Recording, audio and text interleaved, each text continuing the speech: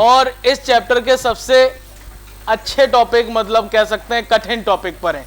जो आज पहले दिन बैठे हैं वो समझने की कोशिश कर सकते हैं, लेकिन सारी बातें समझ आएंगी ये बात की गारंटी मैं नहीं दे सकता, क्योंकि तुम्हें इसके पहले की थोड़ी सी बातें जानना पड़ेंगी। किसे हम आई बैंड कहते हैं, किसे ए बैंड कहते हैं, कौन से एक्टिन फिलामेंट, कौन से मायोसिन फिलामेंट। साफ क्लियर बात है कि भाई आज की क्लास के दौरान जो भी क्वेश्चन बनते हैं, जो आपको क्लास के बाद उसकी डीपीपी दे दी जाएगी, उसके क्वेश्चन निकल जाएंगे, ये बात क्लियर है। लेकिन उससे पहले के टर्म अगर यूज हो रहे हैं तो वो पहले के टर्म तभी आपको आएंगे जब हम लोगों ने उस चीज को पढ़ लिया होगा। ठीक है, तो जो लोग नहीं पढ़े हैं वो थोड़ा सा दिल थाम के बैठे, और जो पढ़े हुए हैं वो अपना दिल खोल के बैठे। आओ, हम लोगों ने सब मसल कॉन्ट्रैक्शन की बात करी थी, तो चलो सबसे पहले तुमसे कुछ बात कर लेते हैं। अब तो मत खाओ यार, कुछ नहीं मिला तो बीच में तुमने समोसा मार दिया लग रहा। कोई एक मोटा आदमी और खड़ा है, मन कर जाए उसका। अब नहीं करना ऐसा। हाँ, दो काम नहीं करना। एक तो मतलब जो है ना ये नहीं करना, और दूसरा बीच में कोई चीज सामने ही खाओगे तो मन चल जाता है। समझ नहीं पाते हो तुम लोग। आओ, अकेले खा लो, छुपा के खा लो, इधर मुड़े तो खा लो तुरंत। मुंह बस मेरे सामने ना चले, नहीं तो मुंह से देखेंगे बताओ क्या खाए। चलो कोई बात नहीं। हम लोगों ने मसल के बारे में बात करी थी, तो हमने कहा था लोकेशन के हिसाब से वो 3 तरह की हैं। अगर वो बोन्स पर पाई जाती हैं तो वो स्केलेटल हैं, और अगर वो पाई जाती हैं विसरल ऑर्गन, इंटरनल ऑर्गन पर, तो हमने कहा वो विसरल मसल है। और हमने आपसे कहा कि वो अगर हार्ट में पाई जा रही है तो वो कार्डियक मसल है। थोड़ा सा लेट हो गए, भावनाओं में बहे, थोड़ा सा लेट। हम लोग यहां पर स्केलेटल मसल की बात कर रहे थे। स्केलेटल मसल की कुछ खास बातें हमने आपको बताई थी कि स्केलेटल मसल वॉलेंट्री होती। कैसी होती? न्यूरोजेनिक होती। न्यूरोजेनिक का मतलब स्टिमुलेशन और रेगुलेशन दोनों नर्वस सिस्टम से होता है। हमने आपसे कहा ये ब्रांच्ड होती। कैसी होती? कैसा शेप होता है इनका? सिलेंड्रिकल। हमने आपसे कहा मल्टी न्यूक्लिएटेड होती है। हाँ, ठीक है बेटा, ठीक है। हाँ, भावुक हो तुम लोग ज्यादा, अभी थोड़ा सा समझो, अभी टाइम आएगा, है ना। हाँ, और कोई भी चीज चलेंगे, इस टाइम ही कोई पता नहीं मर जाता है। कोई स्पेशली हमें बहुत सारे मैसेज करता है, और सारी कंपनी होती है, मेरे को बिल्कुल अकेला नहीं रहने देते। कुछ बच्चे हमसे फिर बाद में पूछते सर उस कंपनी का नंबर दिखा दो। हाँ, असल में यकीन नहीं करते, और सच्चाई में वो बहुत सारी कंपनी है, वो पता नहीं क्या कोई ऐप चल गया होगा उसकी वजह। चलो चलो आओ, अब देखो सुनो, हमने आपसे कहा ब्रांच है, सिलेंड्रिकल है, मल्टी न्यूक्लिएटेड है। ठीक, हमने कहा वॉलेंट्री है। कैसी है? Voluntary, neurogenic. ठीक है, और इस पर पाए जाते हैं बैंड्स। हम ये कह सकते हैं कि तुम स्ट्राइएटेड हो, या फिर हम स्ट्रिप्ड मसल्स भी कह सकते हैं। ठीक है, हमने आपको स्केलेटल मसल जब दिखाई थी तो हमने कहा था स्केलेटल मसल के अंदर बहुत सारे स्केलेटल बंडल्स थे, जिसे हम मसल बंडल्स या फैसिकल्स बोलते थे। हमने इसके ऊपर की कवरिंग बताई थी, कॉमन कोलेजिनस कवरिंग आउटर, जिसका नाम था फेसिया। फिर हमने कहा इनर भी एक कवरिंग थी जिसका नाम था एपीमाइसियम। फिर हमने आपसे कहा बंडल्स के बारे में बात करें, चलो एक बंडल की अगर बात करें तो उसके बाद पेरीमाइसियम हो गई। क्या हो गया? पेरीमाइसियम। और बंडल के अंदर पाए जा रहे थे बहुत सारे मसल फाइबर। मसल फाइबर की भी अपनी एक कवरिंग होती है, क्या बोलते हैं उसे? एंडोमाइसियम को सार्कोलेमा कब बोलने लग जाते हैं? जब ये एंडोमाइसियम प्लस ग्लाइकोप्रोटीन लेयर और प्लस सेल मेम्ब्रेन, जिसे हम प्लाज्मा लेमा बोल रहे थे, ये तीनों मिल जाएंगे तो हम उसे सार्कोलेमा बोलने लगे। हमने कहा मसल भी एक तरीके की सेल है, लेकिन फिर भी हमने उसके ऑर्गेनेल्स, उसके मेम्ब्रेन का नाम बदल दिया और सबके नाम के आगे सार्को लगा दिया। क्या लगा दिया? सार्को। हमने कहा अगर साइटोप्लाज्म है तो सार्कोप्लाज्म बोल दो, सार्कोलेमा प्लाज्मा मेम्ब्रेन। हमने आपसे कहा एंडोप्लाज्मिक रेटिकुलम, सार्कोप्लाज्मिक रेटिकुलम। हमने आपसे कहा माइटोकॉन्ड्रिया, उन्होंने कहा सार्कोसोम। तो नाम के आगे अगर सार्को लगा दिया जाए तो ये आप समझ जाना कि वो किसकी बात कर रहा है? मसल सेल, यानी कि मसल फाइबर की। हमने आपसे कहा मसल बंडल्स के अंदर पाए गए मसल फाइबर, मसल फाइबर की भी कवरिंग थी, चलो हम उसे सार्कोलेमा बोल दे रहे हैं, कोई दिक्कत? आपको पता है कि एंडोमाइसियम होती है, एंडोमाइसियम जब 2 लेयर से और बनती है तब हमने उसे कहा सार्कोलेमा। क्लियर? हमने कहा मसल फाइबर को जब हमने अंदर देखा तो यहां पर पैरेलली अरेंज थे मायोफाइब्रिल, क्या मायोफाइब्रिल या फिर इन्हें बोले मायोफिलामेंट। हमने आपसे कहा मसल बंडल के अंदर हमने देख लिया मायोफाइब्रिल, और मायोफाइब्रिल को जब डिटेल में हमने देखा तो हमने देखा कि उस पर लाइट और डार्क बैंड पाए जा रहे थे। ये ऑल्टरनेटिव जो डार्क और लाइट बैंड पाए जा रहे हैं, इसी वजह से स्ट्राइएशन दिखाई दे रहा है। हमने आपसे कहा कि ये डार्क और लाइट बैंड क्यों दिखाई दे रहे हो सर? तो उन्होंने अंदर से कहा कि मेरे अंदर 2 तरह के फिलामेंट हैं, एक है मायोसिन फिलामेंट और एक है एक्टिन फिलामेंट। कैसा? एक है मायोसिन फिलामेंट और एक कैसा? Actin filament. आप बताओ इसमें से थिक कौन सा है? अच्छा, वेरी गुड। हमने कहा ये थिक है, उसके साथ साथ हमने आपसे कहा ये मायोसिन फिलामेंट बना होता है मायोसिन प्रोटीन का। किसका? मायोसिन प्रोटीन या फिर मीरोमायोसिन बोलते हैं। और एक मायोसिन प्रोटीन की अगर हम बात करी जाए तो मायोसिन 6 पॉलीपेप्टाइड चेन होती है, बताया था कि नहीं? और हमने कहा 6 पॉलीपेप्टाइड चेन में 4 लाइट होती हैं और 2 और जो हैवी होती हैं वो आपस में क्वाइल्ड होती हैं। हमने आपको ऐसे कुछ स्ट्रक्चर बनाया होगा और ये हेड बनाया होगा। फिर हमने कहा दूसरा, और दूसरा आने के बाद ये लो, बोलो भाई। हमने कहा ये यहां तक का पार्ट LMM कहलाता है। क्या कहलाता है? लाइट मीरोमायोसिन, क्योंकि यहां पर अमीनो एसिड कम होंगे। क्या होंगे? कम। लेकिन यहां पर क्रॉस आर्म है, हेड है और उसके अलावा 4 छोटी वाली पॉलीपेप्टाइड चेन भी है। तो इसका मतलब हम ये कह सकते हैं यहां पर ज्यादा होंगे अमीनो एसिड, तो दैट्स वाई इसे हम हैवी मीरोमायोसिन बोलते थे। बोलो कोई दिक्कत है? हमने कहा कि बताओ ATPase की एक्टिविटी कहां होती है? हेड वाले पार्ट में। आपसे पूछा जाए कि मीरोमायोसिन में बताइए तो आप बोलोगे HMM में। किस में बोलोगे? हमने कहा हेड वाले पार्ट में पाई जाती है 2 तरह की बाइंडिंग साइट, ऊपर की तरफ पाई जाती है एक्टिन बाइंडिंग साइट और साइड में पाई जाती है कौन सी? हमने कहा उन्हें हम कहते हैं ATP बाइंडिंग साइट। और ATP बाइंडिंग साइट में वहीं पर एक एंजाइम होता है ATPase। तो कहा जाता है कि ATPase की एक्टिविटी कहां पाई जाती है? तो आंसर होगा हेड वाले पार्ट में। हेड वाला पार्ट कैसे कैसे बना है? हेड वाला पार्ट जो है वो आपका HMM में पाया जा रहा है और इस HMM वाले इस पूरे उभरे हुए पार्ट को हम क्रॉस आर्म कहते हैं। क्या कहते हैं? क्रॉस आर्म कैसे कैसे बनी? तो हमने कहा कि हेड के साथ मिला दिया गया शॉर्ट आर्म को। क्लियर? ये वाली बात हम लोगों ने कर ली थी। हमने बात करी थी मीरोमायोसिन के बाद अगर मैं मीरोमायोसिन को देखता हूं तो कुछ ऐसा थिक स्ट्रक्चर मुझे दिखता है और इस पर इस तरीके से क्रॉस आर्म निकले रहते हैं। बोलो भाई। हमने कहा तुम एक थिक फिलामेंट हो और थिक फिलामेंट हो तो तुम्हारे अंदर का जो क्वाइल्ड वाला पार्ट है ऐसे से क्वाइल्ड है। कोई प्रॉब्लम? बोलो भाई। हमने कहा यहां पर एक मिड लाइन भी है, क्या बोलते हैं? M line. ये तो हो गई मायोसिन या फिर मीरोमायोसिन। ठीक। फिर हमने एक्टिन फिलामेंट की बात करी थी। एक्टिन फिलामेंट थिन होता है। कैसा होता है? लाइट कलर का होता है। हमने कहा उसके 3 कंपोनेंट होते हैं। एक हो गया जी एक्टिन जिसे एफ एक्टिन में बदला जाता है in the presence of magnesium. G actin और एफ एक्टिन में क्या अंतर है? जी एक्टिन एक ग्लोबुलर प्रोटीन है, जब इसे पॉलीमराइज करके सारे ग्लोबुलर सारे गोले जोड़ दिए जाते हैं तो बनती है एफ एक्टिन। मैग्नीशियम आयन जरूरत होता है। किसकी जरूरत होती? और ये 2 चेन आपस में हेलिकली अरेंज होती। कैसी अरेंज होती? हेलिकली। फिर हमने देखा कि भाई उसी वाले एफ एक्टिन में जगह जगह पर पॉकेट्स पाई जा रही। क्या पाई जा रही? पॉकेट्स। और उस पॉकेट को हम बोलते हैं एक्टिव साइट। क्या बोलते हैं? और एक्टिव साइट में दूसरा कंपोनेंट फिट होता है जिसे हम कहते हैं ट्रोपोनिन कॉम्प्लेक्स, जिसमें हमने आपसे कहा था कि 3 तरह के गोले थे। एक था TPI, TPC और TPT। क्लियर? हमने आपसे कहा कि जब एक्टिव साइट में फिट थे कहीं ये गोले गिर ना जाएं तो एक और लेयर। हाँ, अब तुम्हें यहां पर ये बात हम थोड़ी सी और बता रहे हैं कि आपकी डीपीपी में एक क्वेश्चन आ गया कि ट्रोपोमायोसिन की सब यूनिट बताइए। एक्चुअली ये आपके लेवल का क्वेश्चन ही नहीं था।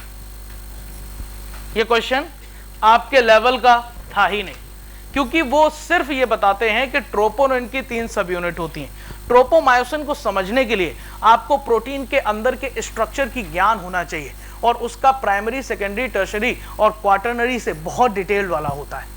दैट्स वाई ये क्वेश्चन था ही नहीं। एक्चुअली जो क्वेश्चन हमने जहां से दिया था उसके ऊपर एक ऑप्शन में ट्रोपोमायोसिन लिखा था और नीचे लिखा था ट्रोपोनिन में कितनी सब यूनिट होती हैं, तो उन्होंने ट्रोपोनिन ना पढ़कर उन्होंने ट्रोपोमायोसिन लिख दिया।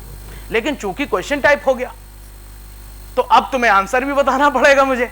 तो आंसर अगर कभी भी तुमसे यह आ जाए कि ट्रोपोमायोसिन में कितनी सब यूनिट्स होती हैं, तो एक्चुअली क्या होता है कि भाई जब हम प्रोटीन के स्ट्रक्चर को पढ़ते हैं तो प्रोटीन का एक प्राइमरी स्ट्रक्चर होता है, वो सिंपलर स्ट्रक्चर होता है।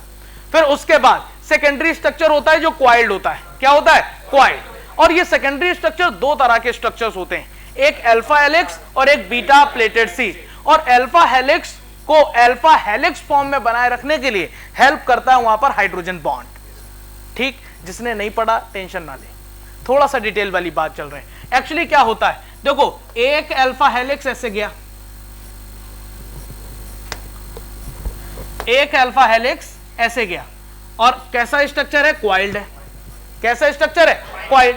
दूसरा अल्फा हेलिक्स स्ट्रक्चर, क्या बोला? दूसरा अल्फा हेलिक्स स्ट्रक्चर इसी के साथ जुड़कर ऐसे करके जाता है। तो हमने कहा एक हो गया अल्फा हेलिक्स ये और एक हो गया अल्फा हेलिक्स ये। जब चूंकि हमने इसे अल्फा बोल दिया तो इसे हम बीटा हेलिक्स बोल देते हैं। क्या बोल देते हैं? बीटा। तो दैट्स वाई अगर कभी आपसे यह पूछने को आ जाए कि भाई ट्रोपोमायोसिन की कितनी सब यूनिट होती हैं, तो आंसर हो जाता है 2।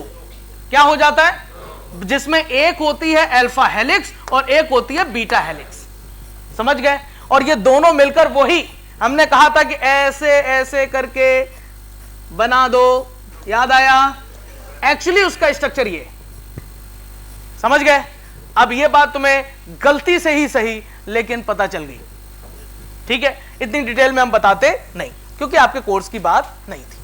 चलो, अब हम लोगों ने ये देखा कि एक्टिन जो प्रोटीन होती है उसमें एक्टिव साइट्स होती हैं और एक्टिव साइट में ट्रोपोनिन कॉम्प्लेक्स फिट होते हैं। क्या रहते हैं? ट्रोपोनिन कॉम्प्लेक्स फिट रहते हैं। और मायोसिन पर क्रॉस आर्म निकला हुआ होता है। बोलो भाई, ये हम पहले समझ गए 2 तरह की कॉन्ट्रैक्टाइल प्रोटीन। कितने तरह की? पहला बोलो, दूसरा बोलो। कौन सी थिन? एक्टिन। अरे कौन सी थिन? एक्टिन। कौन सी थिक? मायोसिन। ठीक, भूल जाओ मां से मायोसिन, मां से मोटी होती है ना? और एक्टिन के नाम के आगे लग रहा है जैसे कि थिन है। ठीक है, हाँ, गाना गाते रहना। अब चलो, अब हमने आपसे कहा था कि जब भी ब्रेन से सिग्नल आता है किसी भी मसल को कॉन्ट्रैक्ट करने के लिए, तो सिग्नल किससे आता है? हमने कहा अगर ब्रेन तक सिग्नल जाएगा तो उसे हम कहेंगे सेंसरी न्यूरॉन। कौन से न्यूरॉन? और सेंसरी को हम बोलते हैं एफरेंट। क्या बोलते हैं? और ब्रेन को कोई सिग्नल भेजना है ऑर्गन तक तो उसे हम कहते हैं मोटर न्यूरॉन। क्या? मोटर। उसी को हम कहते हैं इफरेंट। ठीक, तो बताओ ब्रेन से सिग्नल आ रहा है किसे? मसल को। तो बताओ कौन लेकर आएगा? बोलो, मोटर न्यूरॉन। और सिग्नल के तौर पर आपको जब मैं न्यूरॉन पढ़ाऊंगा आगे आने वाली क्लास में, टेंशन मत लेना, हमने आपसे कहा कि मोटर न्यूरॉन कोई से भी न्यूरॉन हो जिसके एंड बल्ब पाए जाते हैं, उस एंड बल्ब के अंदर होती है साइनेप्टिक वेसिकल और साइनेप्टिक वेसिकल में भरे रहते हैं न्यूरोट्रांसमीटर। तो हमने आपसे कहा यहां पर साइनेप्टिक वेसिकल होंगी और उनके अंदर न्यूरोट्रांसमीटर भरा होगा और मेन न्यूरोट्रांसमीटर की बात करें तो नाम है एसिटाइल कोलिन। ठीक है, ब्रेन ने सिग्नल भेजा तो बताओ ये कौन सी नर्व है? तो आप बोलो ये मोटर नर्व है। एक बात बताओ, तुमसे यहीं पर बात कर रहे हैं हम, तुम्हें एक न्यूरॉन दिखा रहे हैं और उस न्यूरॉन का भी एक बल्ब दिखा रहे हैं। क्या दिखा रहे हैं? एक बल्ब। यहां पर मैंने लिख दिया नर्व। नर्व का मतलब क्लस्टर ऑफ न्यूरॉन्स होते हैं। क्या होते हैं? मतलब जो सिग्नल लेकर आ रहे हैं, सिर्फ एक न्यूरॉन नहीं भेज दिया गया, खूब सारे न्यूरॉन एक बंडल के अंदर आए हुए हैं। मसल को कॉन्ट्रैक्ट कराना है, पूरे मसल बंडल के सारे पाए जाने वाले नर्व फाइबर पर वो सिग्नल भेजेंगे। तो एक नर्व फाइबर का काम नहीं, हमने कहा ये मोटर नर्व है। चलो अगर मैं न्यूरॉन लेवल पर बात करूं तो ये एक न्यूरॉन है जिसे हमने बोला मोटर न्यूरॉन। ठीक, कहां सिग्नल लेकर आए हैं? सिग्नल लेकर आए हैं एक मसल सेल पर। ठीक है, एक मसल सेल पर। अब हमने कहा कि यह सिग्नल कैसे, क्योंकि नॉर्मल कंडीशन पर कोई भी सेल कैसी रहती है? रेस्टिंग कंडीशन में रहती है। और रेस्टिंग कंडीशन जब भी रहती है तो उसके अंदर चल रहे होते हैं कौन से आयन? बोलो। हमने कहा इसके अंदर चल रहा होता है रेस्टिंग कंडीशन को बनाए रखने के लिए, जब तक इस पर कोई भी करंट नहीं आई है, कोई भी स्टिमुलस नहीं आया ब्रेन से, तब तक यहां पर चल रहे होंगे सोडियम पोटेशियम पंप। क्या चल रहे होंगे? 3 sodium comes out and 2 sodium comes in. Overall 3 positive बाहर, 2 पॉजिटिव अंदर। अगर हम ओवरऑल की बात करें, बाहरी मेम्ब्रेन पर पॉजिटिव और इनर वाली मेम्ब्रेन पर होगा नेगेटिव। बोलो कोई दिक्कत? लेकिन जैसे ही एसिटाइल कोलिन रिलीज हुआ, मतलब सिग्नल आ गया। क्या आ गया? सिग्नल। और सिग्नल जैसे ही आ गया तो कहा जाता है कि नहीं मसल सेल, अब तुम रेस्टिंग कंडीशन पर नहीं रह सकते, तुम्हारे अंदर के ये सोडियम पोटेशियम पंप क्या करने पड़ेंगे? बंद। और क्या गेट ओपन करेंगे? Sodium gate. बताओ, सोडियम गेट ओपन होने पर मोर सोडियम कम इनसाइड। बताओ, अगर हमने आपसे कहा कि जब ज्यादा सोडियम अंदर, ज्यादा पॉजिटिव चार्ज अंदर, तो बाहर कैसा हो? अंदर कैसा हो जाएगा? Positive charge. और बाहर कैसा हो जाएगा? हमने आपसे कहा कि ये मेम्ब्रेन जगह जगह पर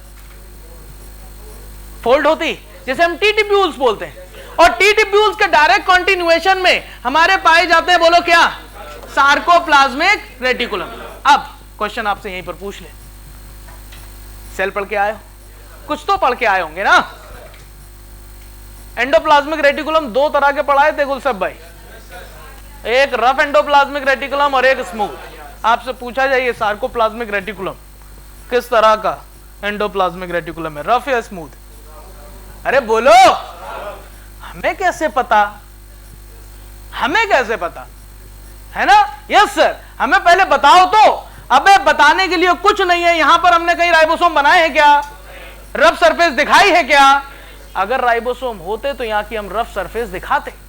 दैट्स व्हाई ये sarcoplasmic reticulum is the example of smooth endoplasmic reticulum. बाहर से क्वेश्चन आ जाएगा, आ जाना चाहिए, आ जाएगा। चलो, अब हमने क्या कहा कि भाई जैसे पॉजिटिव चार्ज कैसे अब अंदर हो जाएगा पॉजिटिव चार्ज, और इनर क्या बाहर क्या हो जाएगा? नेगेटिव। ये पोलैरिटी बदल जाएगी।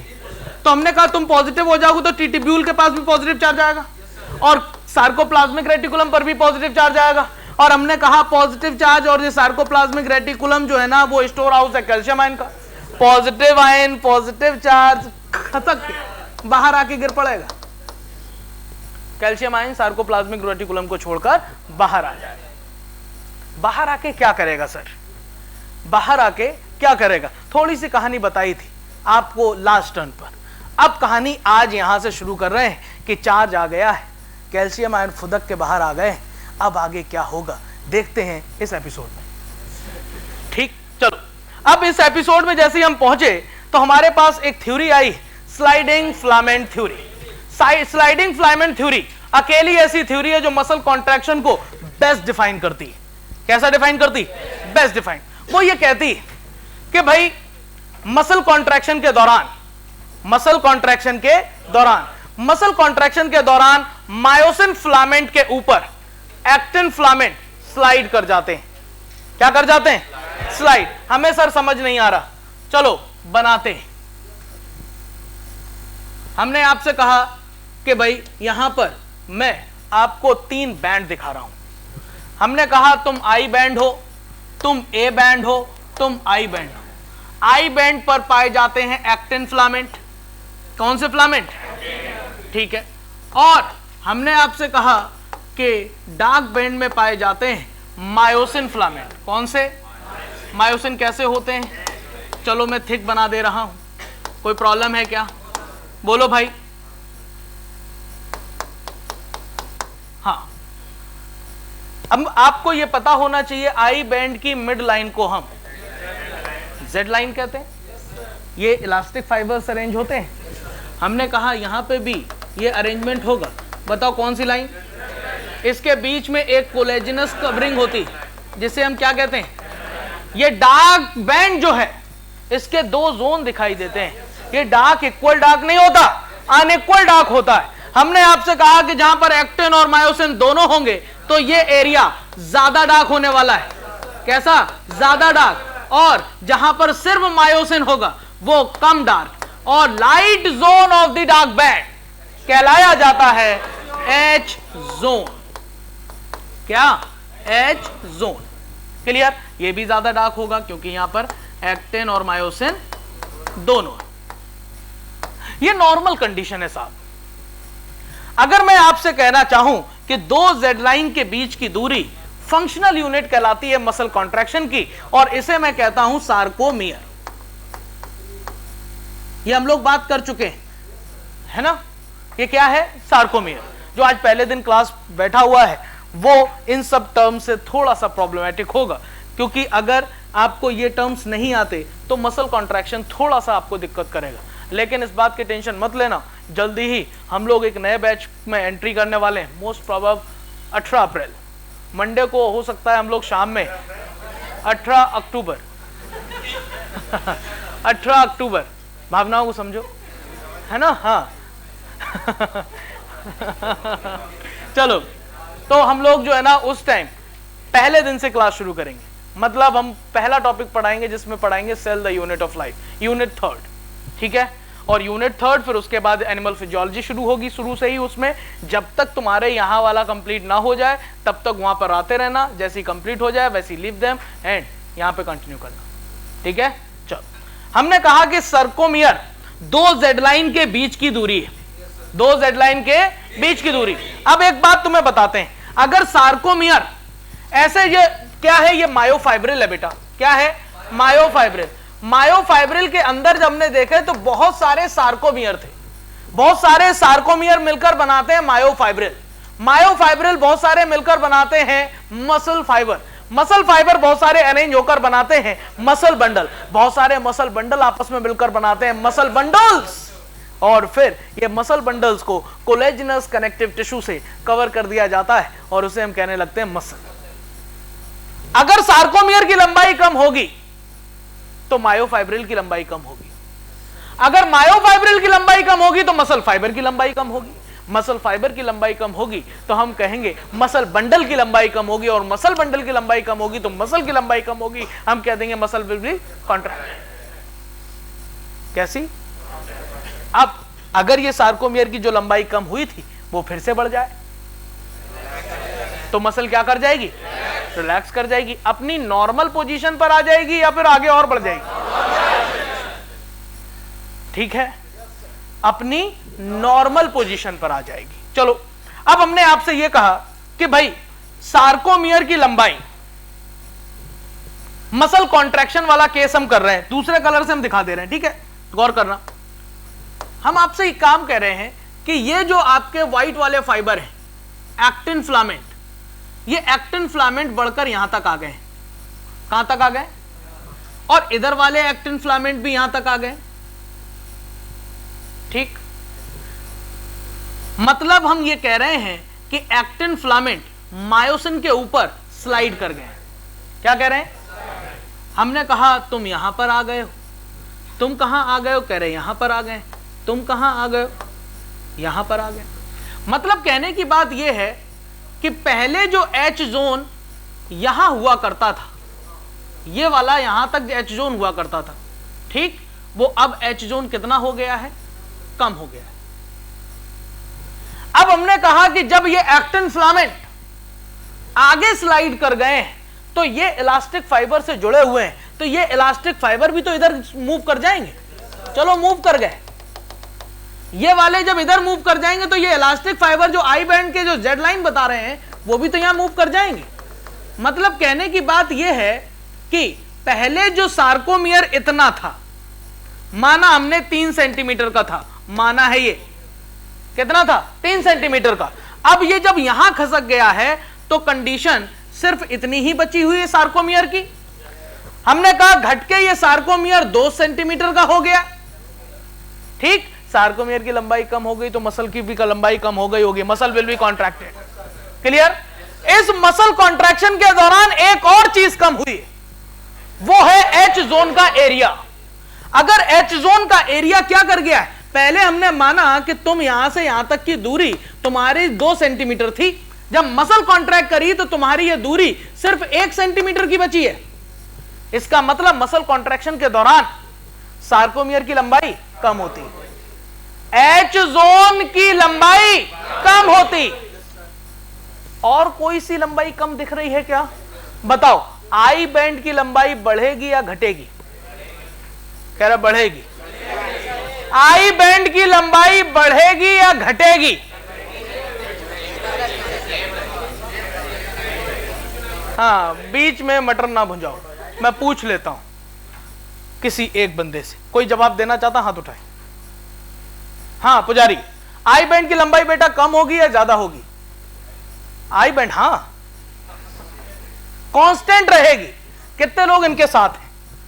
कौन इसका सपोर्ट कर रहे हैं? पूरा हाथ उठाएं, ये आधा वाला हाथ नहीं चलेगा। हाँ, सपोर्ट में उतर गए हैं। हाँ, लंबाई कम होगी। इसके साथ कौन लोग हैं? 2 3 और कोई? 4 5 6। आई बैंड की लंबाई बढ़ जाएगी। कितने लोग हैं? अरे तुम भी हो। एवरी जगह कोई ना कोई तो है, मतलब क्वेश्चन गलत करने के चांस ज्यादा है। एक बात बताओ, मिड लाइन खिसक गई है, मिड लाइन, तो आई बैंड भी तो खसक जाएगा। आई बैंड भी तो खसक जाएगा। हमने कहा तुम खिसक गई हो, तो मिड लाइन जब खिसक गई है तो हम भी तो खसकेंगे, तो आई बैंड की लंबाई क्या हो जाएगी? कम। बिल्कुल सही आंसर है। आई बैंड कांस्टेंट नहीं रहेगा। अगर जेड लाइन अगर मतलब जो है ना वेरी कर रही है, तो आई बैंड तो कभी कांस्टेंट रह ही नहीं सकता, पहली बात है ना। जो लोग कांस्टेंट बोल दिए भावनाओं में, वो हमारी दूसरी बात लास्ट टाइम की याद करे बैठे है ना, और वो बात थी एक्टिन फिलामेंट और मायोसिन फिलामेंट की, है ना। दो चीजों को जब तुम मिला देते हो तो कचूमर बनाते हो, और फिर हर क्वेश्चन पे वहीं पे कचूमर फेंक देते हो, आंसर पे नहीं पहुंचते। दो बातें, आई बैंड की लंबाई कम होगी या नहीं? आई बैंड की लंबाई कम होगी या नहीं? ए बैंड की लंबाई बताओ पुजारी, ए बैंड की लंबाई कम होगी या नहीं? नहीं होगी, वो कांस्टेंट रहेगी। आई बैंड की लंबाई कम हो जाएगी। अब अगला क्वेश्चन, आई बैंड की लंबाई कम हो जाएगी, ये बात सच है। क्या एक्टिन फिलामेंट की लंबाई कम होगी? क्या मायोसिन फिलामेंट की लंबाई कम होगी? तो कुछ लोग कहेंगे सर ये इधर चले जा रहे हैं, अरे खसक जा रहे हैं, ऊपर स्लाइड कर जा रहे हैं, लंबाई कम नहीं कर रहे हैं। समझ गए?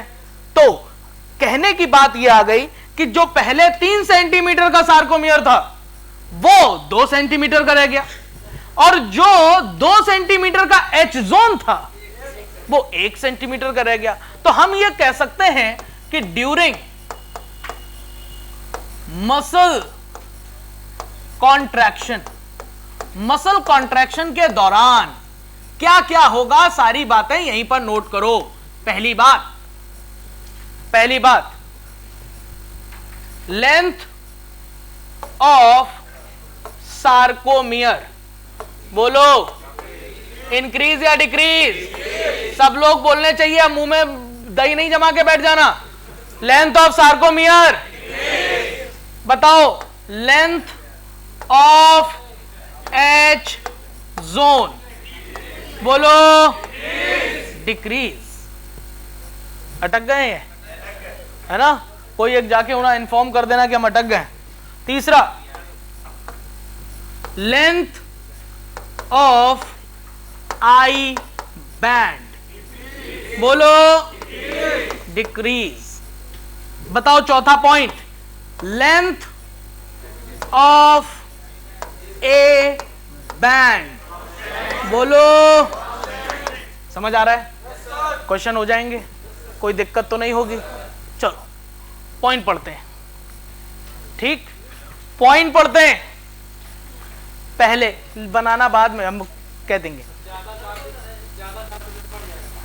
ज्यादा डार्क जोन बढ़ जाए, इसका कोई स्पेसिफिक नाम नहीं रख दिया ना भाई, तो इस वजह से ऐसा कोई नाम वो लिख कर नहीं देंगे, है ना। ये तुम्हें पता है कि जो ज्यादा डार्क वाला पॉइंट है, ज्यादा डार्क वाला जोन है, वो बढ़ जाएगा। बिल्कुल बात सही है। या फिर ऐसे कह सकते हैं, देखो इस पर क्वेश्चन वो बना सकते हैं, है ना, बनाने को बना सकते हैं, लेकिन वो ऐसा कंट्रोवर्शियल चीज नहीं देने से बचते हैं, क्योंकि उसका नाम नहीं है। जिसका नाम नहीं है तो उसे हम बताने से बचते हैं। वैसे तो बात सही है कि डार्क जोन, जो डार्क जोन का मोर डार्क जोन है, उसकी लंबाई बढ़ जाएगी, और डार्क बैंड का लाइट जोन, उसकी लंबाई कम हो जाएगी। अंडरस्टूड है? बात समझ पा रहे हो? चलो देखो यहां पर क्या लिखा हुआ है, हमने फोटो बना दिए। फोटो बनाने के बाद स्लाइडिंग फिलामेंट थ्योरी लिखी हुई है। स्लाइडिंग फिलामेंट थ्योरी देखो लिखा हुआ है कि भाई मसल कॉन्ट्रैक्शन को वेल डिफाइन करती। कौन? Sliding filament theory. उसके अलावा लिखा हुआ कि यहां पर यह कॉन्ट्रैक्शन किसकी वजह से होता है, तो एक्टिन फिलामेंट के मायोसिन फिलामेंट के ऊपर स्लाइड करने की वजह से मसल कॉन्ट्रैक्शन होता है। क्लियर? यह बात लिखने से पहले एक बात तुम्हें और बता देना चाहता हूं। आओ तुम्हें थोड़ा सा सच्चाई बताते हैं। हमने आपसे कहा चलो लाइट बैंड हम बना रहे हैं,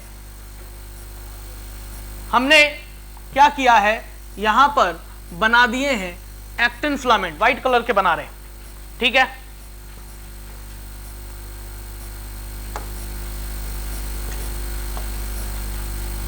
ये हमने 4 एक्टिन फिलामेंट बनाए, ठीक। और इन एक्टिन फिलामेंट पर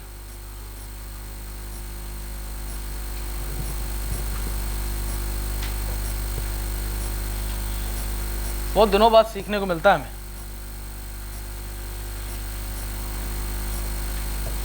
कोई फायदा नहीं है।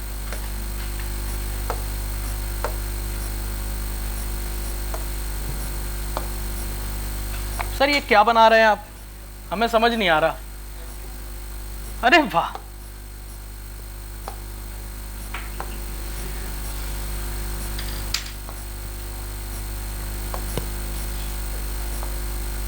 हम यहां पर ये बना रहे हैं एक्टिव साइट्स को। किसे बना रहे हैं? एक्टिन फिलामेंट पर एक्टिव साइट होती है, बोलो हाँ। चलो हमने ये एक्टिव साइट बना दी, ये एक्टिन फिलामेंट, और बीच में मैं बना रहा हूं थिक वाला फिलामेंट जिसका नाम है मायोसिन फिलामेंट। और मायोसिन फिलामेंट में आपको पता है क्या निकले होते हैं? Cross arm. क्या निकले होते हैं? Cross arm. हमने कहा उनका जो हेलिकल वाला पार्ट है वो यहां पर रहेगा, बोलो भाई। ऐसे ही यहां पर बात करें तो ये निकले हैं आपके क्रॉस आर्म, बोलो। और इनके भी पार्ट ये देखो ऐसे हैं। सर अभी ये फिट हुए नहीं, ये फिट हुए नहीं। एक्टिन फिलामेंट की एक्टिव साइट भरी हुई है, और हमने कहा मायोसिन का जो क्रॉस आर्म है अभी फिट नहीं हुआ है। सर कब फिट होगा? जब ब्रेन से सिग्नल आएगा, और उस सिग्नल को हम इंपल्स बोलते हैं। क्या बोलते हैं? देखो अब हम लोग फिजियोलॉजी के एंड पर आ गए हैं। अब तुम्हें बहुत सारी बातें, सारी टर्मिनोलॉजी आसानी से समझ आनी चाहिए, और बेसिक छोटी छोटी गलतियां भी। हमने इसे इंपल्स बोला, ना कि स्टिमुलस। हर स्टिमुलस इंपल्स नहीं होता। जब मैं नर्वस सिस्टम पढ़ाऊंगा तो हम तुम्हें बताएंगे, जब जनरेशन करेंगे हम इंपल्स की, तो हम आपसे कहेंगे कि stimulus, every stimulus is not a impulse. Impulse को बदलने के लिए कुछ खास बातें होती हैं कि वो रेस्टिंग पोटेंशियल को ले आए एक्शन पोटेंशियल पर, तब हम उस स्टिमुलस को इंपल्स बोलेंगे। अभी आप समझो कि ब्रेन ने क्या भेजा? इंपल्स भेजा। किसके जरिए भेजा? मोटर नर्व के जरिए। मोटर नर्व के जरिए यह पहुंचा कहां पर? न्यूरोमस्कुलर जंक्शन पर, मोटर एंड प्लेट पर, और वहां पर क्या रिलीज किया? Acetyl choline. एसिटाइल कोलिन से बताओ मेम्ब्रेन क्या हो गई? डीपोलराइज। कल बताया था। और डीपोलराइज हो गई तो बताओ अंदर चार्ज कैसा आ गया? पॉजिटिव। पॉजिटिव चार्ज फैलता हुआ कहां पहुंच गया? टी ट्यूब्यूल पर। टी ट्यूब्यूल के डायरेक्ट कंटिन्यूएशन में कौन है? सार्कोप्लाज्मिक पॉजिटिव चार्ज आते ही अंदर के पॉजिटिव चार्ज को बुरा लग गया, छटक के बाहर आ गया। क्लियर? हमने आपसे कहा कि भाई ये मोटर नर्व के जरिए जब इंपल्स भेजा गया तो ये पहुंचा सार्कोप्लाज्मिक रेटिकुलम पर, और ये बात इन्हें बुरी लग गई और उन्होंने क्या निकाल दिया? ये कैल्शियम आयन क्या करते हैं, सीधे जाते हैं एक्टिन फिलामेंट के पास और खींच के ले आते हैं वही 3 लड्डू। ठीक, हमने कहा कि ये 3 लड्डू नहीं, एक और चीज को भी ले आते हैं। बोलो क्या? ट्रोपोमायोसिन। बोलो बोलो बोलो, ये क्या है? Troponin complex.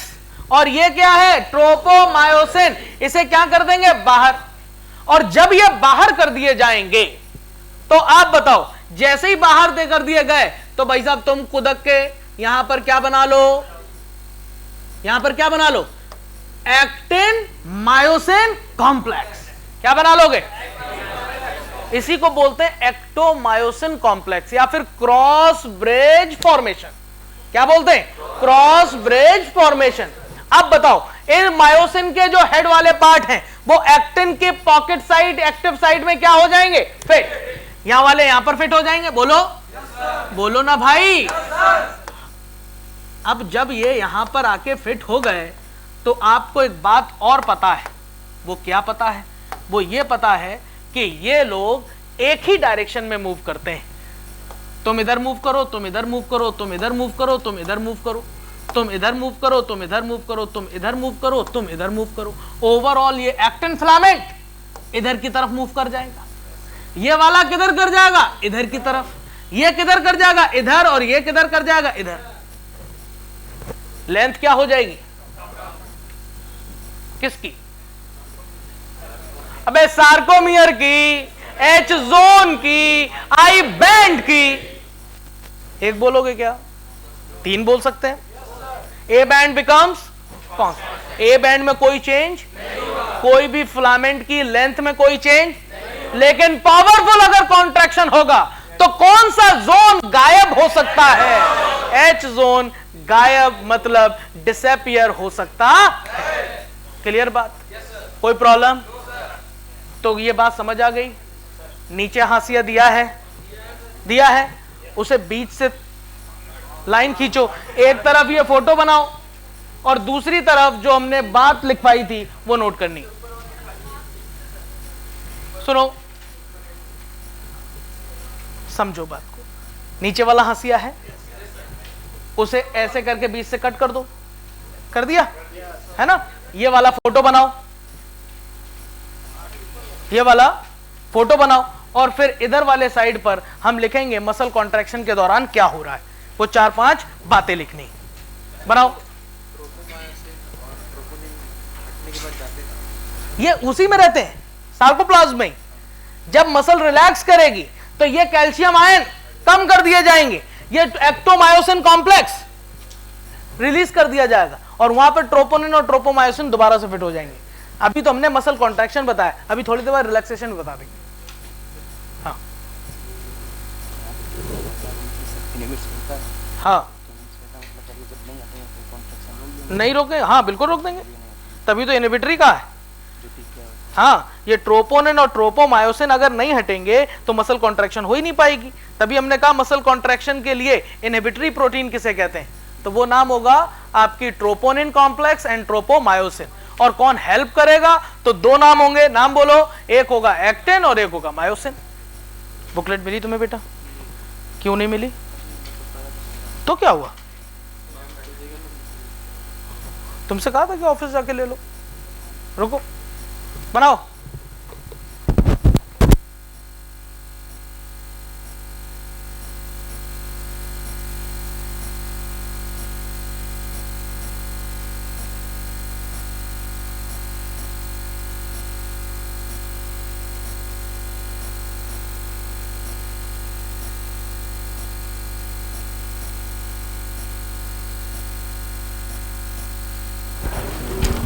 इस पे जहां पर बनाना है वहीं पे बनाएंगे, ठीक है? थोड़ा कम समझ आएगा ना, लेकिन हाथ पैर चलाओगे ना। हाँ, कहाँ पे बनाना है? यहां पे ऐसे करके जो छपा हुआ है उसे बनाओ। कभी ना कभी तो चलना शुरू करना पड़ेगा ना, ऐसे थोड़ी ना बोलने लग जाते हैं। पहले मम्मा बोलते हैं, अट्टा बोलते हैं, मम्मा बोलते हैं, मम्मम बोलते हैं, धीरे धीरे चलना शुरू करते हैं बेटा, है ना। हाँ, पहले दिन बैठो कोई दिक्कत नहीं, शुरू तो करेंगे। ये तो हो जाएगा कि पहले दिन, अबे पहले दिन थोड़ी ना दौड़ने लग जाते हैं, पहले तो चल के कई बार गिरते हैं, है ना। हाँ,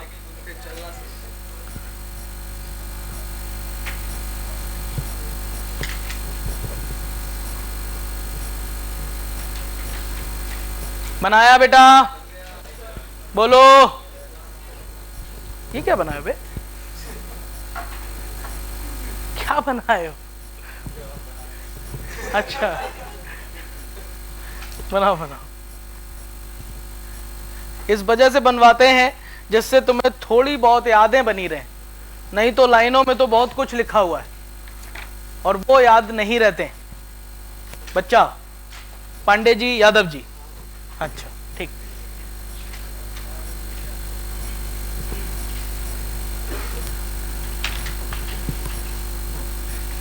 यहां पे तुमने ट्रोपोमायोसिन नहीं बनाया, सिर्फ ट्रोपोनिन बाहर निकाल दिए। ये लाइन बता रही है कि ट्रोपोमायोसिन भी बाहर निकला है। हो गया, चलो देखो, जब ये एक्टिन की पॉकेट्स में, एक्टिव साइट में जब ये मायोसिन का हेड फिट हो जाता है तो इसी कॉम्प्लेक्स को हम एक्टोमायोसिन कॉम्प्लेक्स कहते हैं। क्या कहते हैं? एक्टोमायोसिन कॉम्प्लेक्स। और इसी को बोलते हैं क्रॉस ब्रिज फॉर्मेशन। क्या बोलते हैं? Cross bridge formation. अब समझो, तुम्हें अब बताते हैं थोड़ी सी और डिटेल में बात, खुद बताना। बना लिया ये वाले पॉइंट नहीं लिखे अभी? हाँ, ये पॉइंट लिखो, ये पॉइंट लिखो। ड्यूरिंग मसल कॉन्ट्रैक्शन,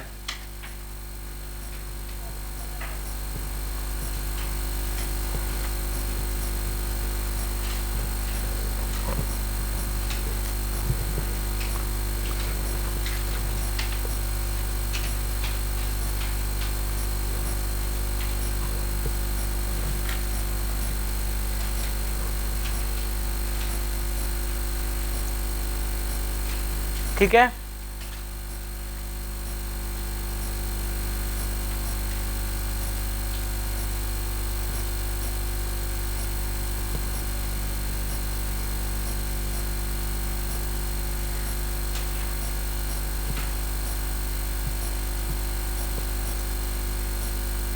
चारों पॉइंट लिख लिए? बोलो सारे लोगों ने?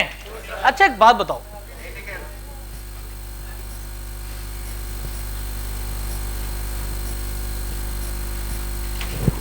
साले मजे लेते हैं, पहले यस सर बोलते रहते फिर कहते नहीं अभी लिखे नहीं है।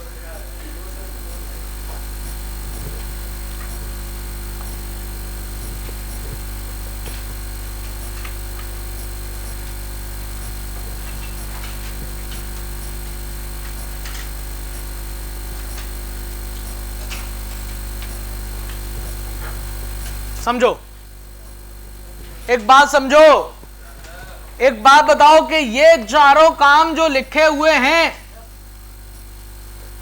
ये किस वजह से हुए? Muscle contraction. और डिटेल में तुमसे कुछ पूछा जाए, मसल कॉन्ट्रैक्शन ना लिखा हो तो क्या कुछ और बता सकते हो ये काम क्यों हुए हैं?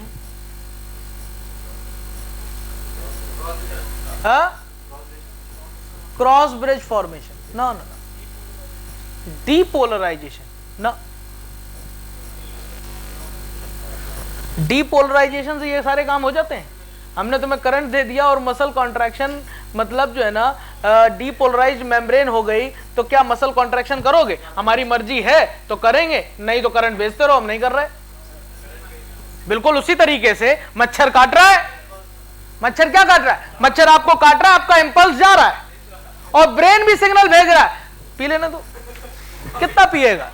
हमने कुछ किया यहां पर? स्केलेटल मसल है, वॉलंटरी है, तो तो क्या ये काम हो जाएंगे सिर्फ डिपोलराइजेशन होने से? क्या ऐठन, रिगर मॉर्टिस? नहीं, तुम बहुत आगे चले गए, वहां तो चचा निपट जाते पहले ही। हमें सिर्फ सिंपल बात पूछनी थी कि ये चारों काम हुए हैं due to sliding of actin filament over the myosin filament. कुछ भी बता रहे थे, ये दिमाग जाना चाहिए। मसल कॉन्ट्रैक्शन क्यों हो रहा है? क्योंकि स्लाइडिंग हो रही है एक्टिन फिलामेंट की मायोसिन फिलामेंट पर। आपसे ये चारों लाइनें लिख दिया गया है और आपसे लिखा जाएगा it is due to sliding of myosin filament over the actin filament. बात सही है या गलत? गलत है। मायोसिन थोड़ी ना स्लाइड करता है, स्लाइड तो एक्टिन करेगा, तभी एक सारे काम होने वाले हैं। हमने उल्टा बोला था जानबूझ के, सही और गलत जानने के लिए। विकास भाई तुम समझ नहीं रहे हो, है ना? चलो, तो आप यह बात समझ गए होंगे कि ये जो काम हो रहे हैं वो एक्टिन फिलामेंट के स्लाइडिंग की वजह से हो रहे हैं ओवर दी मायोसिन फिलामेंट। इसी वजह से हो रहा है मसल कॉन्ट्रैक्शन। सार्कोमियर की लंबाई और मायोफाइब्रिल की, देखो इन नालायकों को एकदम गधे हैं। मायोफाइब्रिल की लंबाई कम नहीं होगी? क्या दिमाग में ले आते हो? बस का मतलब जो है ना वो सर्कस के शेर बनने आए हो। थोड़ी बात दिमाग में रखते हैं। मायोफाइब्रिल की लंबाई कम, मसल फाइबर की लंबाई कम, मसल बंडल की लंबाई कम, तभी मसल की लंबाई कम। बार बार क्यों बुलवा रहे हैं? क्योंकि जब सामने तुमसे बुलवा रहे हो तो तुम गलती कर रहे हो। जब तुम्हारे सामने हम नहीं रहेंगे तब क्या करोगे, है ना? तो इस वजह से तुमसे इतनी बार बुलवा लेंगे कि तुम्हें दिक्कत ना हो। अगले पेज पर चलें, अगले पेज पर चलें। अच्छा देखो, एक फोटो बना हुआ है, फोटो को गौर करो। इस फोटो को हमने इसी वजह से बनाया हुआ है कि देखो, पहले सार्कोमियर की लंबाई 3 सेंटीमीटर दिखा रहे थे और एज जोन की लंबाई 2 सेंटीमीटर। फिर उसके बाद ये एज जोन की लंबाई क्या हो गई? 1 सेंटीमीटर और सार्कोमियर 2 सेंटीमीटर। इसका मतलब मसल कॉन्ट्रैक्शन के दौरान सार्कोमियर की भी लंबाई कम होती है, एज जोन की भी लंबाई कम होती है, आई बैंड की भी लंबाई कम होती है। आप देखो उधर आई बैंड देखो, आई बैंड देखो। पहले आई बैंड पहले बड़ा था, फिर छोटा हो गया। हुआ कि नहीं? ए बैंड भी छोटा हुआ है। वो असल में फोटो छोटा है, इस वजह से लग रहा है ए बैंड छोटा नहीं हुआ। ठीक है, हाँ, ये अच्छी बात है कि तुम समझ पा रहे हो, है ना? तुम इतना दिमाग लगा पा रहे हो। चलो, अच्छी बात। देखो, एक पॉइंट, एक बात तुमसे कहते हैं, एक पॉइंट जो आपको फिर से आएगा और वो आपको समझ आना चाहिए कि कोई भी मसल कॉन्ट्रैक्शन या फिर मसल की जो मेम्ब्रेन का डीपोलराइजेशन है वो एक रूल को फॉलो करता है कि कोई भी मेम्ब्रेन, हमने कहा ये मेम्ब्रेन है किसी भी ऑर्गन की, इसे कोई सिग्नल भेजा, इसे कोई सिग्नल भेजा मोटर न्यूरॉन से, तो पहले कौन सा चार्ज था? Positive positive positive, negative negative negative. मतलब ये नॉर्मल रेस्टिंग कंडीशन पर था। सोडियम पोटेशियम पंप चल रहे थे। हम ये बार बार तुम्हें इस वजह से बता रहे हैं क्योंकि ये sodium potassium pump, sodium gate, potassium gate, हम जैसे ही आगे वाले नर्वस सिस्टम में जाएंगे तो आपको बहुत सुनाने को मिलेंगे। इस वजह से हमने कहानी पहले ही अलापना चालू कर दी क्योंकि तुम्हें सुना सुना ना लगे। कैसा लगे? सुना सुना। हाँ, तो हमने आपसे कहा यहां से इंपल्स आ रही है। क्या आ रही? इंपल्स। और इंपल्स आ रही है, जो ला रही है वो मोटर न्यूरॉन है। कहां से ला रहे हैं? ब्रेन से। हमने कहा सेंट्रल नर्वस सिस्टम से, हो सकता है स्पाइनल कॉर्ड से भी ला रहे हो। तो हमने कहा कि भाई नॉर्मल कंडीशन पर ये वाला काम चल रहा था। ये मेम्ब्रेन कब एक्शन फेज में आएगी? मतलब अभी तो तुम पोलराइज्ड फेज में हो। किस फेज में हो? पोलराइज्ड। मतलब तुम अभी रेस्टिंग फेज में हो क्योंकि तुम्हारे पास चल रहे हैं अभी sodium potassium pump. Okay sir, ये इंपल्स जब आया तो इस इंपल्स को एक मिनिमम थ्रेशोल्ड होना चाहिए। मिनिमम थ्रेशोल्ड का मतलब कि वो इंपल्स में, वो करंट में वो ताकत होनी चाहिए जिससे हमारा रेस्टिंग पोटेंशियल खत्म हो जाए और एक्शन पोटेंशियल शुरू हो जाए। ठीक, तो हमने कहा इस इंपल्स में उतनी ताकत होनी चाहिए।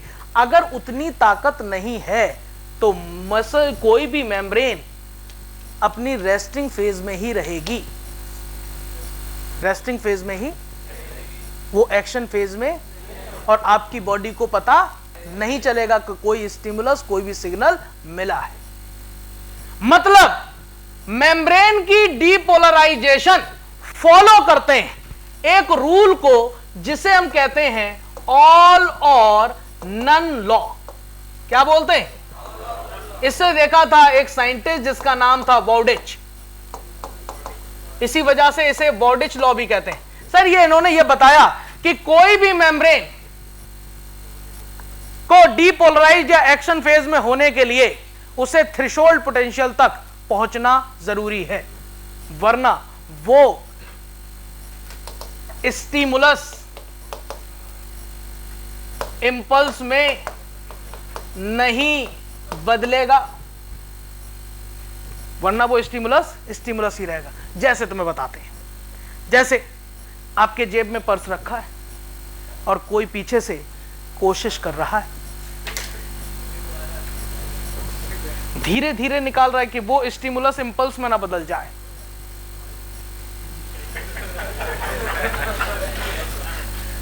धीरे धीरे थोड़ा सा खींचा, रुक गया, ठीक है, फिर थोड़ा खींचा, रुक गया।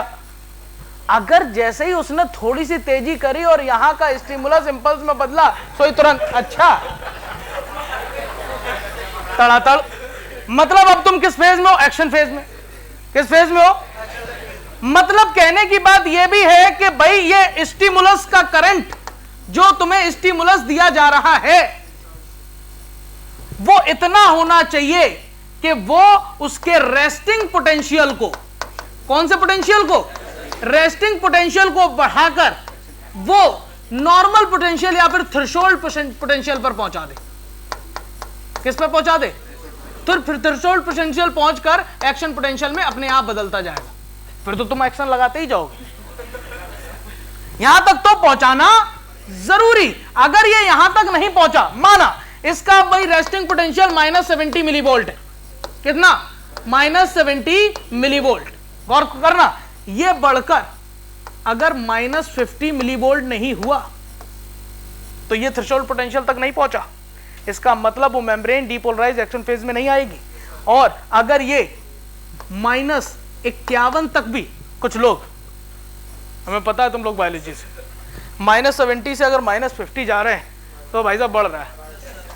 कुछ लोग ये सोच रहे होंगे कि यार 70 से 50 पहुंचा दिए, यार अजीब आदमी है, बायो तो इसे भी आती है, मैं तो इसे भी नहीं आता होगा, इतना तो आता है। -70 से बढ़कर -50, अगर ये -51 तक रहा, 50 तक नहीं पहुंचा तो आपको पता भी नहीं चलेगा और आपका पर्स गया। समझ पाए कहने की बात? कोई भी मेम्ब्रेन फॉलो करती है ऑल एंड नन लॉ। मतलब करंट चाहिए तो मिनिमम जितना चाहिए उतना ही, वरना नहीं चाहिए। बच्चे की आदत देखी, बच्चे की चॉकलेट इतनी बड़ी सी लाके दो और छोटा सा कोना तोड़ लो, तुरंत फेंक के चला जाए। चाहिए तो पूरी, वरना बच्चे वाली आदत है। चाहिए तो पूरी, वरना नहीं चाहिए। थोड़ा सा कोना, तुम अगर 5 रुपए वाली चॉकलेट भी लाते तो उसे पूरी दे देते, ठीक है, तुम दूसरी 10 रुपए की खरीद लेते। लेकिन जब तुमने 15 की खरीद ली, थोड़ा सा कोना भी तोड़ नहीं सकते। ऐसी मेम्ब्रेन की बात है कि मेम्ब्रेन जो है वो आपकी मसल कॉन्ट्रैक्शन के दौरान या फिर नॉर्मल भी कोई भी मेम्ब्रेन फॉलो करती ऑल और नन लॉ को, जिसे हम बॉर्डिच लॉ कहते हैं। ठीक है, ये कहानी बीच में तुम्हें सिर्फ और सिर्फ एक ट्रेलर के तौर पर बता दी, आगे फिर बताएंगे। नोट करना है, नहीं करना है? अच्छा बैक कर दें? हाँ बताओ। हाँ हाँ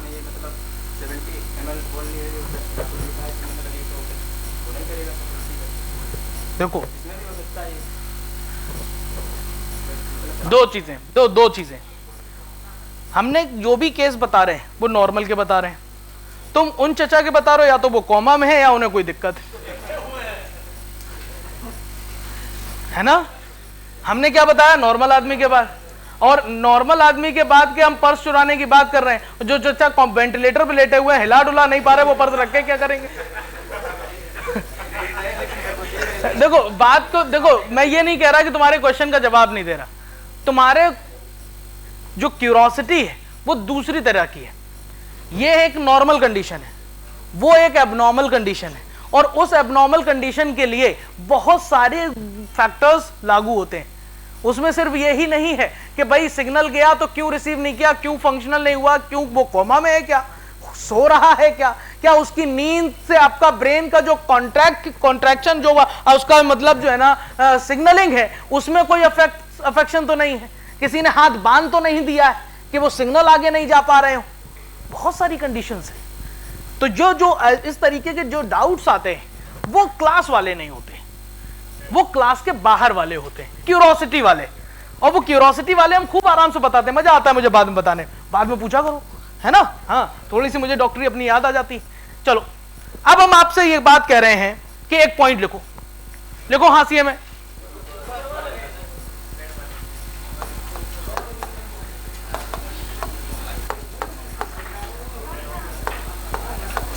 एक बहुत इंपॉर्टेंट बात बता रहा हूं, लिख लेना फिर पॉइंट। एक्टिन प्लस मायोसिन मिलकर बनाते हैं actomyosin complex during the muscle contraction. इसी को हम कहते हैं क्रॉस, बातें नहीं, क्रॉस ब्रिज फॉर्मेशन। गौर करो, ये एक्टिन और मायोसिन को मिलने के लिए, इस क्रॉस ब्रिज को बनाने के लिए दो चीजों की जरूरत है, कैल्शियम आयन प्लस एटीपी। क्या बोला? एटीपी। गौर करना, मसल कॉन्ट्रैक्शन में थोड़ा सा काम समझने की जरूरत है। जब ये एक्टोमायोसिन कॉम्प्लेक्स बनेगा तो एनर्जी की जरूरत है, कैल्शियम आयन की जरूरत है, ठीक। क्या ये जब डिसॉल्व होगा तो क्या कैल्शियम आयन की जरूरत है? नहीं है। सिर्फ किसकी जरूरत है? ATP only. अब समझो एक खास बात, वो क्या है कि जब एक्टोमायोसिन कॉम्प्लेक्स बनता है, क्या कहा, जब ये बनता है तो एटीपी टूटता है। क्या बोला? और एटीपी जब टूटेगा तो उसके बॉन्ड ही टूटेंगे ना। हमने कहा एडिनोसिन ट्राइफॉस्फेट है, उसके अंदर कितने फॉस्फेट जुड़े हुए हैं? 3। एक फॉस्फेट निकाल दो, उसका बॉन्ड तोड़ दो, तो बताओ किसमें बदल जाएगा? एडिनोसिन डाइफॉस्फेट में। ये इनऑर्गेनिक फॉस्फेट अलग हो गया। जो इस बॉन्ड में एनर्जी स्टोर थी वो रिलीज हो गई, यूज कर ली। बोलो भाई। और फिर हमने कहा और एनर्जी चाहिए तो एडीपी से एक और फॉस्फेट तोड़ दो। बोलो किसमें बदल गया? AMP, adenosine monophosphate. अरे भाई ये तो न्यूक्लियोटाइड है। न्यूक्लियोटाइड है? अरे भगवान, इन्हें कैसे पता? अबे यही न्यूक्लियोटाइड मिलकर न्यूक्लिक एसिड बनाए थे। हमने कहा जब शुगर से बेस जुड़ता है तो न्यूक्लियोसाइड बनता है, और न्यूक्लियोसाइड से जब फॉस्फेट जुड़ता है तो न्यूक्लियोटाइड बनता है, और न्यूक्लियोटाइड आपस में कई सारे जुड़ जाते हैं तो न्यूक्लिक एसिड बनते हैं। अगर एक चेन है तो आरएनए, और 2 चेन है तो डीएनए। क्वेश्चन आ जाता है कि एटीपी या एडीपी इज द मोनोमर या फिर कॉम्प्लेक्स ऑफ, आपके ऑप्शन लिखे रहते हैं कार्बोहाइड्रेट है, न्यूक्लिक एसिड है, प्रोटीन है, फैट है, तुम कहते धत्तरे की ये कैसा क्वेश्चन है,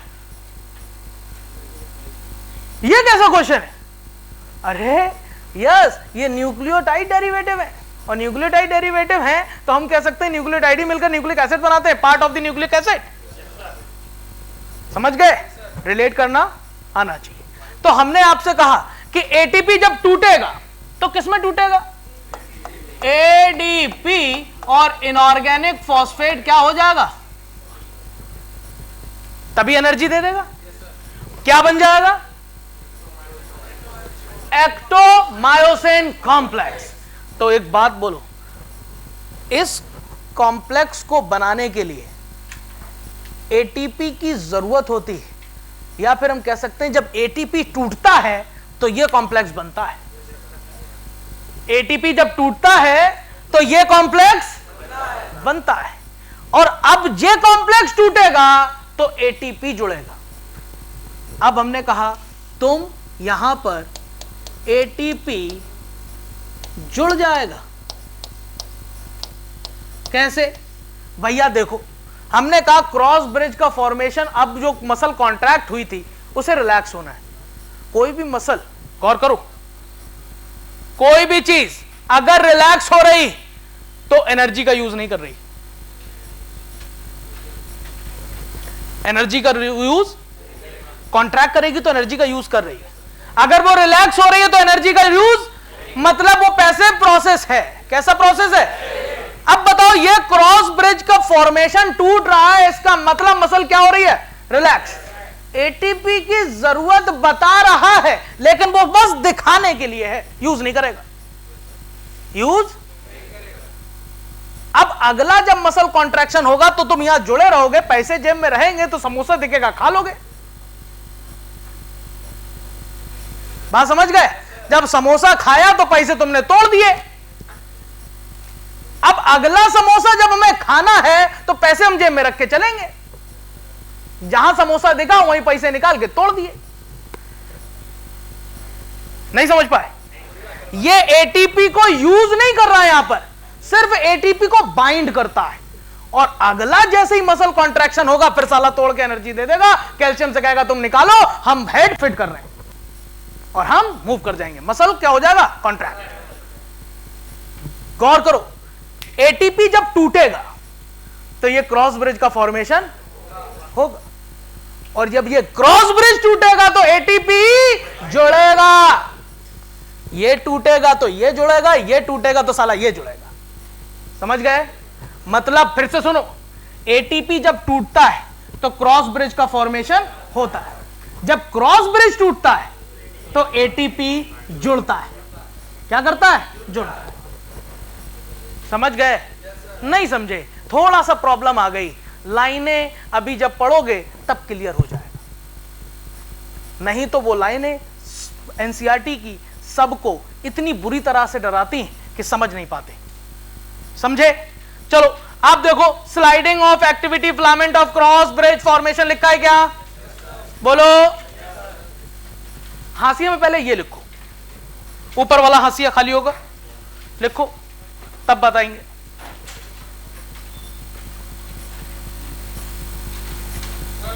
हाँ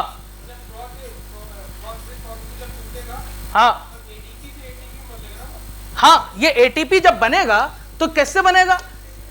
एडीपी जब से जुड़ेगा तो एटीपी जुड़ जाएगा, बनेगा इससे। कभी भी एटीपी जुड़ रहा है तो एडीपी से बनेगा, और कभी एटीपी टूट रहा है तो एडीपी बनाएगा, क्योंकि उसके अंदर का इनऑर्गेनिक फॉस्फेट रिलीज कर देगा। पहले लिखो, सारी बातें हम लिखा देंगे, तुम टेंशन मत लेना। मसल कॉन्ट्रैक्शन का कोई क्वेश्चन गलत नहीं होना चाहिए।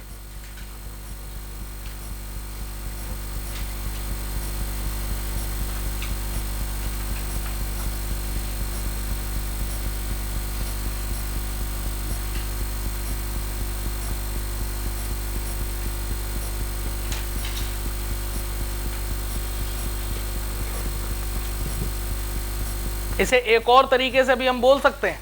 अभी पहले एक तरीका लिख लो, एक तरीका जब क्लियर होगा तो दूसरा क्लियर अपने तरीके से कर लोगे, वरना आएगा नहीं।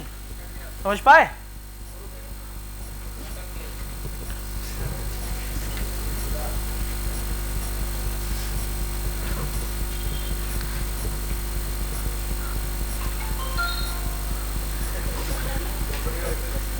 कंपनी नहीं है। चले जाने, थोड़ा सा बता दो, यहीं से चिल्ला दो। Relaxation, but calcium ion only required for contraction and, या but calcium ion only required for contraction. ठीक, अच्छा, आपसे क्वेश्चन पूछा जाए, ion required for muscle contraction, पहला ऑप्शन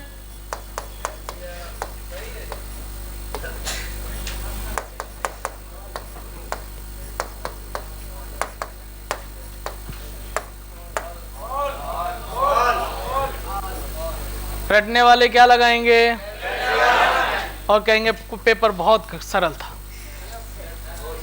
देखो, इस टाइम के माइंडसेट को तो मैं बताता हूं एनटीए के, वो कठिन पेपर नहीं बनाना चाहता, वो तुमसे उसी में घुमा फिरा के तुमसे गलतियां कराना चाहता है। तुम्हारे पास दो चीजें होंगी, एक तो तुम्हें बायोलॉजी में स्पीड भी मेंटेन करनी है और उस स्पीड के मेंटेनेंस में आपकी एक्यूरेसी में कमी आ जाती है, वो बस उसी एक्यूरेसी का फायदा उठाना चाहता है। पेपर वो कठिन नहीं बना पाएगा, क्योंकि बनाएगा तो उसे सवाल का जवाब देना पड़ेगा कि एनसीईआरटी से बाहर तुम गए कैसे। हालांकि वो जवाब नहीं देता सुप्रीम कोर्ट को भी, लेकिन फिर भी एक कहीं ना कहीं साइकोलॉजिकल रहता है। तुम्हारे पास बुक है, तुम्हारे पास ये बोल दिया गया एटीपी मतलब जो ना एनसीईआरटी से तुम पेपर बना दो, वो जवाब किसी चीज का ना दे बात अलग है, लेकिन हमें यह बात क्लियर है कि 90% और 90% से ऊपर पेपर वो एनसीईआरटी से ही बनाएगा, ये बात दम है। लेकिन उन बिटवीन लाइंस को हमें कैसे यूज करना है, वो सबसे बड़ी चीजें मैंने इस बार 5 साल के पेपर को अच्छे से एनालाइज करने के बाद मैंने ये देखा कि वो तुम्हारे माइंड से खेल जाता है। उसे 4 स्टेटमेंट अगर देने हैं तो वो पूरी बायोलॉजी से 4 स्टेटमेंट लिख देता है, कितने स्टेटमेंट सही और कितने गलत, और तुम्हारी नानी यहीं पर आके गिर जाती है, क्योंकि आपको ऑप्शन नहीं मिलता ना कि इसमें से एक छांटना है। तब तुम्हें यह रहता है ये चारों हमें आते हैं या नहीं आते, तभी वो क्वेश्चन लगा पाओगे, वरना वो क्वेश्चन लगा नहीं पाओगे। तो इसी बेस पर जब हम लोग अपनी टेस्ट सीरीज करेंगे या फिर हम लोग अपने टेस्ट लेंगे आगे वाले जो ये वाले टॉपिक्स के, तो मैं कोशिश करूंगा कि चैप्टर होगा ये, जैसे चैप्टर होगा आपका स्केलेटन, और इससे रिलेटेड पूरी बायोलॉजी में अगर कहीं से भी कनेक्शन है तो उसका लिखा रहेगा कितने स्टेटमेंट सही और कितने स्टेटमेंट गलत। अभी से ही तुम्हें इतना माहिर कर दूंगा कि तुम्हें वो स्टेटमेंट सरल लगने वाले हैं, क्योंकि हम यहां पर उनका कनेक्शन पढ़ रहे हैं। हम लोग चैप्टर्स तो पढ़ते जाते हैं लेकिन उनके बीच कनेक्शन स्थापित नहीं कर पाते, और उसका बेस्ट क्वेश्चन यही होता है कि अगर उसे फोटोसिंथेसिस क्वेश्चन पूछना है तो वो फोटोसिंथेसिस को रिलेट करता है cell the unit of life से और बना के क्वेश्चन रख देता है तुम्हारे पास। जैसे इस बार की बात करें तो एक क्वेश्चन आया था cell the unit of life से, और उसने सेल का क्वेश्चन पूछ के और रख दिया था कि सीव ट्यूब इन्यूक्लिएटेड होती है। कौन से? प्लांट टिश्यू से, है ना, और वो वहां से कनेक्ट कर रहा है। समझ गए? तो जो कनेक्शन जैसे ही आता जाएगा तो 10 से 12 क्वेश्चन मैं एक स्टेटमेंट वाइज रखूंगा जो दूसरे चैप्टर से कनेक्ट हो रहे होंगे, और वो तुम लोगों को गलत किसी भी हाल में नहीं करने। अगर वो तुम सही करना जिस दिन चालू कर दिए, समझ लो ना तुम अच्छे उसमें हो, वरना तुम्हारा कनेक्शन जो है ना, इसी वजह से मैं कभी भी अगर इस तरीके की चीजें आती हैं पढ़ाई के दौरान तो हम पुरानी चीजों को जरूर बताते हैं कि जिससे तुम्हारी चीजें वो सुनी सुनी लगे। इसी वजह से ये डायलॉग मेरा ऐसा नहीं है, क्योंकि मैं अगर बोलता हूं तो इसका मतलब यह है कि बार बार इस बात को बताना चाहता हूं कि इसका एक कनेक्शन है। मसल कॉन्ट्रैक्शन का ऑल एंड नन लॉ का यहां का कनेक्शन नर्वस सिस्टम से है। दैट्स वाई मैं तुम्हें यहां पे बता रहा हूं, जिससे जब मैं वहां बताऊं तो तुम्हें चीजें नई नहीं लगेंगी। तुम्हें कनेक्टेड लगेंगी। यस, अब समझ आया। मेन समझ तभी आएगा, यहां तो तुम्हें हो सकता थोड़ा बहुत आया हो, अबे यार पता नहीं क्या सोडियम पोटेशियम चला रहे हैं, समझ नहीं आ रहा है। लेकिन तुम्हें जो भी आया 40-50%, हमें बस उतना ही चाहिए था, क्योंकि जब मैं आगे मेन टॉपिक में पढ़ा रहा हूंगा तो ये 40-50% से ऊपर चलेगा। नहीं तो पहले वाले जब मैं शुरू से वहां पढ़ा था तो तुम ही 40-50% पर आके रुक जाते, फिर अगली साल का इंतजार करते। दोबारा कौन पढ़ाता है? एक ही बार कोर्स खत्म हो जाए बड़ी बात है, दोबारा कौन पढ़ाता है? इसी वजह से आप लोगों के ऊपर प्रेशर ज्यादा बढ़ जाता है कि भाई एक बार पढ़ लिया। और जो लोग क्लास छोड़कर बैठे रहते हैं या फिर क्लास छोड़ देते हैं छोटे मोटे काम के लिए, वो समझ लो अपने पूरे 365 दिन में अगर 300 दिन भी क्लास चली तो 300 दिन में अगर उन्होंने 10 क्लासें भी छोड़ दी तो 10 क्वेश्चन चले गए, और बायोलॉजी के 10 क्वेश्चन 50 नंबर के बराबर। समझ गए? तो बताओ, अब आपसे यह पूछ लिया जाए कि कैल्शियम जरूरत है तो कहां जरूरत है, मैग्नीशियम जरूरत है तो कहां जरूरत है, और सोडियम आयन जरूरत है तो कहां जरूरत है। ऐसे ही क्वेश्चन लिखो और उसके एक एक लाइन लिखाएंगे, क्वेश्चन आएगा। हाँ, जहां पर भी लिखना है वहां लिख लो, हंसिए पे लिखो चाहे छुरे पे लिखो।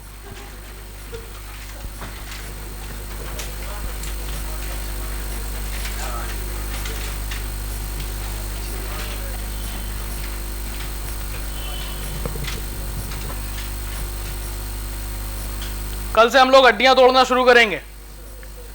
कल से हम लोग शुरू करेंगे स्केलेटल सिस्टम को। पहले हड्डियां बताएंगे कहां कहां होती हैं, फिर तोड़ना भी सिखाएंगे, फिर जोड़ना भी सीख लेना तुम लोग मेडिकल कॉलेज में जाके।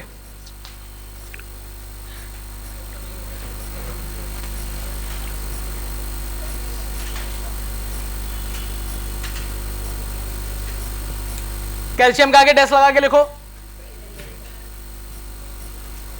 कैल्शियम का आगे डैश लगा के लिखो। ब्रेकडाउन ऑफ ट्रोपोनिन,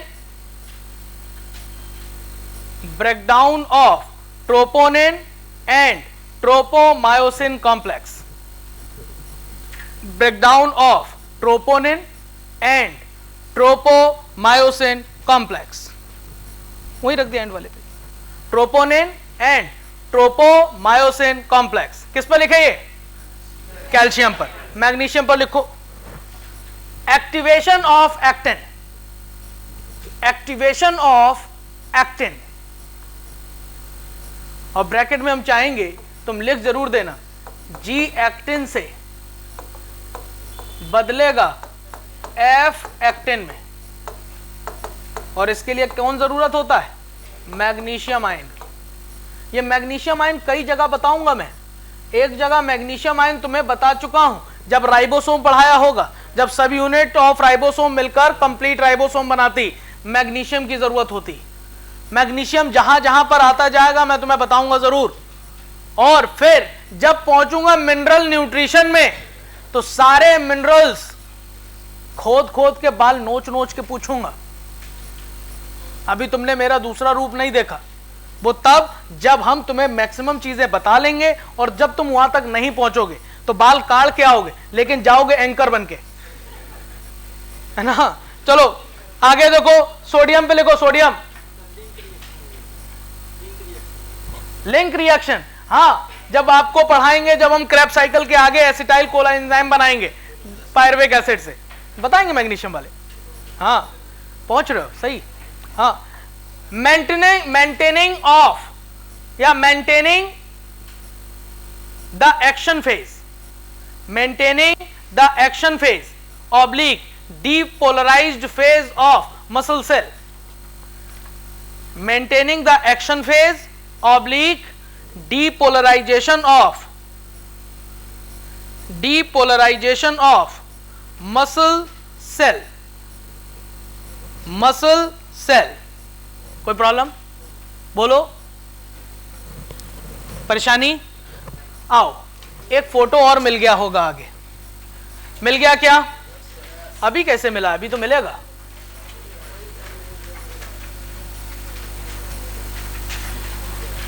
ये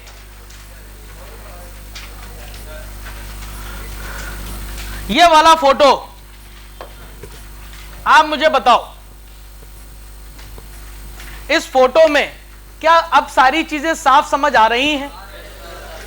अभी नहीं आएंगी। देखो, पहला फोटो क्या बना हुआ है? रिलैक्स्ड स्टेट का। किसका बना है? दूसरा बना हुआ है कॉन्ट्रैक्टिंग का, और तीसरा बना है मैक्सिमली कॉन्ट्रैक्टेड। ठीक, पहले तरीके का क्वेश्चन बता रहा हूं। यहां लिख देगा ए, यहां लिख देगा बी, और यहां लिख देगा सी। इतना बड़ा फोटो बना देगा, एबीसी बताना होगा। सरल है कि नहीं? ए पर लिख देगा रिलैक्स, या फिर रिलैक्स को हटा के ए लिख देगा, बी और सी बताना होगा। आसानी से बता लोगे।